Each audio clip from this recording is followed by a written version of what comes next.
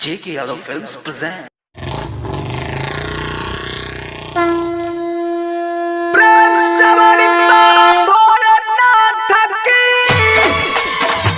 J.K. Yadav Films.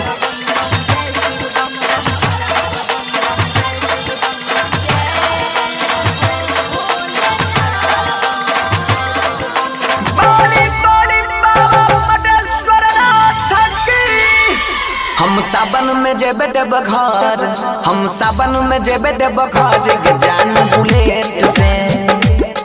हम सावन में जेबे देब घर के जान बुलेट से। आ दुगो गंजी के दुआ गमछा, आ दुगो गंजी के दुआ गमछा मंगाई ले बनेट से। हम सावन में जेबे देब घर के जान बुलेट से।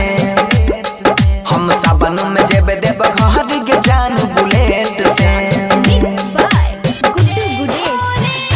J.K. Yadav Films.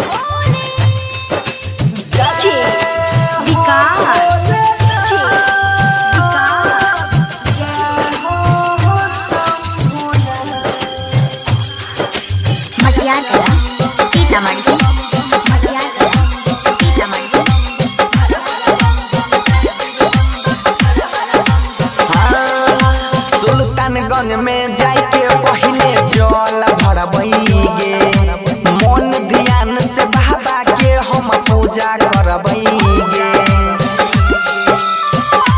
हाँ, सुल्तानगंज में जाके पहले जल भरबैगे, मन ध्यान से बाबा के हम पूजा करबैगे। पीस लेबै भान धतूर भोले बाबा के खातिर, दुख सुख बतलैबै हम झुकाई के सिर। धारैले चल लाइन में लगबै न लेट से। हम सावन में जेबे देब घर के जान बुलेट से। हम सावन में जेबे देब घर के जान बुलेट से।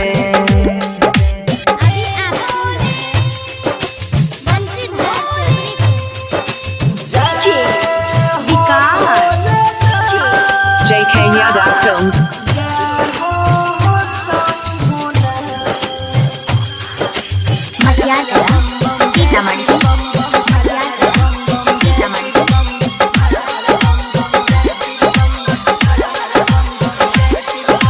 पहिला सोमवारी के दिन में बहुते भीड़ होइ छै गे, पाबै छै दर्शन उहे जे करत कदीर होइ छै गे।